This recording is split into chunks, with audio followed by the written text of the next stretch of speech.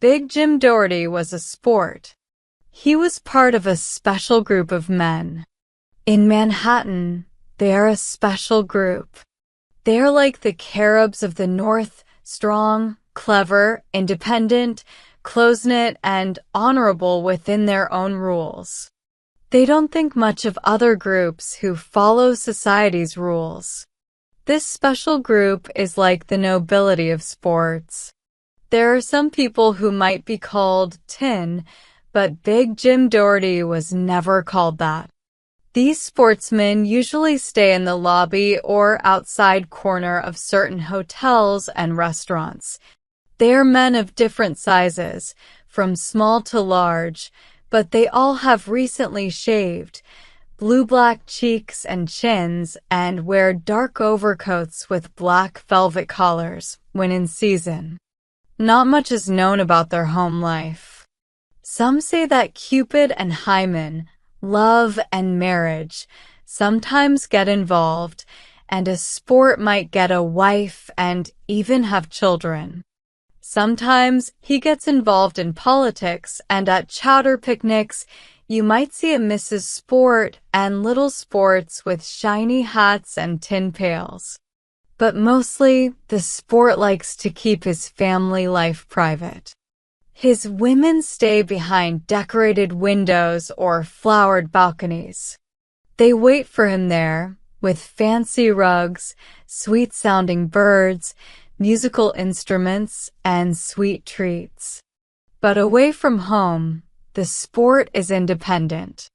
Unlike other men in Manhattan, he does not spend his free time with women in pretty dresses and high heels. He stays with his own group on corners and talks about the people passing by in his own special language. Big Jim Doherty had a wife, but he did not wear a picture of her on his jacket. He had a home in a brownstone house with iron railings on the west side, which looked like an old bowling alley in Pompeii. Mr. Doherty went to this home each night when it was very late, with nothing fun left to do. By that time, his wife would be asleep, the birds quiet, and it would be time to sleep. Big Jim always woke up at 12 o'clock for breakfast, and soon after, he would go back to meet his friends. He always knew he had a wife, Mrs. Doherty. He would agree that the quiet, neat, comfortable woman across the table at home was his wife. He remembered they had been married for almost 4 years. She would often tell him about the funny tricks of Spot, the canary, and the blonde lady who lived in the window of the apartment across the street. Big Jim Doherty sometimes listened to her talk. He knew she would have a nice dinner ready for him every evening at 7 when he came home. She sometimes went to afternoon shows and had a music player with many records. Once, when her Uncle Amos visited from upstate, she went with him to the Eden Museum. These things were enough fun for any woman. One afternoon, Mr. Doherty finished his breakfast, put on his hat, and was about to leave. When his hand was on the door, he heard his wife's voice. "Jim," she said firmly, "I wish you would take me out to dinner tonight. It has been 3 years since you have been outside with me." Big Jim was surprised. She had never asked for anything like this before. It felt very new to him. But he was a good sport. "All right," he said. "Be ready when I come at 7. No waiting 2 minutes and then getting ready for an hour or 2, okay, Deli?" "I'll be ready," said his wife, calmly. At 7, she walked down the stone steps beside Big Jim Doherty. She wore a fancy dress made of fabric so delicate it looked like spiders had woven it. The color was like the sky at twilight. A light coat with many extra, unnecessary ribbons floated down from her shoulders. The saying, "fine feathers make fine birds," means people look nice when they dress well. Big Jim Doherty was worried. The woman next to him seemed different. He remembered the plain clothes his wife usually wore, and this change surprised him. She looked like the Delia Cullen he had married 4 years ago. Shyly and awkwardly, he walked beside her. "After dinner, I'll take you back home, Deli," said Mr. Doherty, "and then I'll go back to Seltzer's with the boys. You can have a nice dinner tonight. I won some money yesterday, so you can choose anything you like." Mr. Doherty had planned to make this outing with his wife very quiet. Showing love for one's wife was not common in his group. If any of his friends had wives, they never talked about them in public. There were many small restaurants near the main street, and he planned to take her to one of these so they wouldn't be noticed. But on the way, Mr. Doherty changed his mind.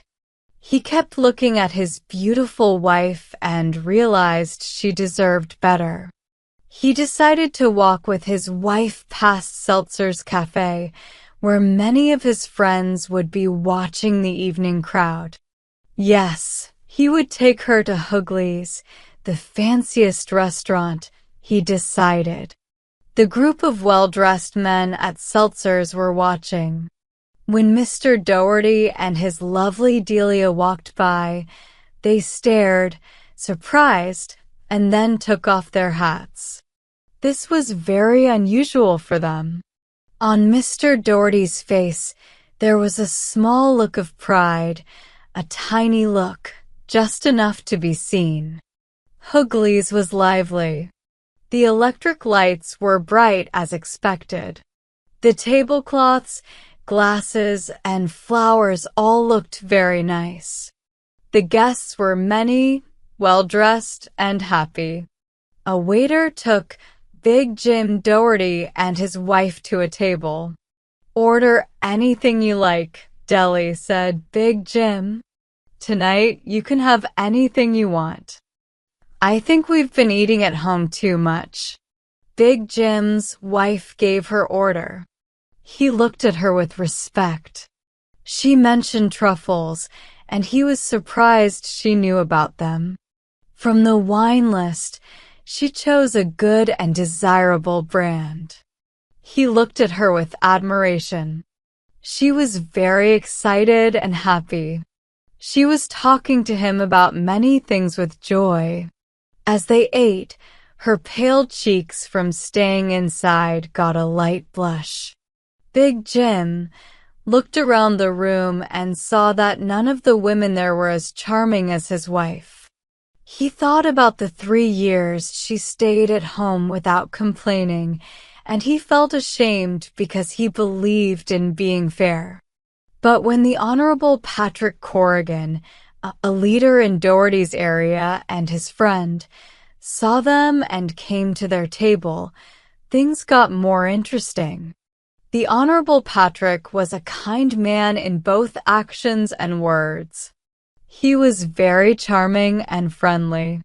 "Jimmy, old friend," he called out, clapping Doherty on the back and smiling brightly at Delia. "Honorable Mr. Corrigan, Mrs. Doherty," said Big Jim. The Honorable Patrick was very entertaining and full of praise. The waiter brought another chair for him. He joined them at the table, and the wine glasses were filled again. "You selfish old rascal," he said, shaking a playful finger at Big Jim, "keeping Mrs. Doherty a secret from us." And then Big Jim Doherty, who didn't talk much, sat quietly and watched his wife change. The woman who had eaten at home every evening for 3 years became lively and bright. She was quick, funny, and charming. She talked easily and made the Honorable Patrick laugh and admire her. She opened up like a flower, and the room felt like a beautiful garden. They tried to include Big Jim in the conversation, but he didn't have much to say. Then a group of politicians and friends who loved sports came into the room. They saw Big Jim and the leader and came over to meet Mrs. Doherty. In a few minutes, she was the center of attention. Half a dozen men surrounded her, all enjoying her company. Big Jim sat there, thinking, 3 years, 3 years. The dinner ended. The Honorable Patrick reached for Mrs. Doherty's coat, but Big Jim got it first by 2 seconds. While they were saying goodbye at the door, the Honorable Patrick gave Doherty a friendly hit on the back. "Jimmy, my friend," he said in a loud whisper, "your wife is amazing. You are very lucky." Big Jim walked home with his wife. She seemed just as happy with the lights and shop windows in the streets as she was with the admiration of the men in Hooglies. As they passed Seltzer's, they heard many voices in the cafe. The boys were probably having drinks and talking about the past. At the door of their home, Delia stopped. She was glowing with happiness from their night out. She knew she couldn't expect Jim to spend every evening with her, but the joy from tonight would make her happy for a long time. "Thank you for taking me out, Jim," she said, gratefully. "You'll be going back to Seltzer's now, of course." "To heck with Seltzer's," said Big Jim, strongly. "And darn Pat Corrigan. Does he think I can't see?" And the door closed behind both of them.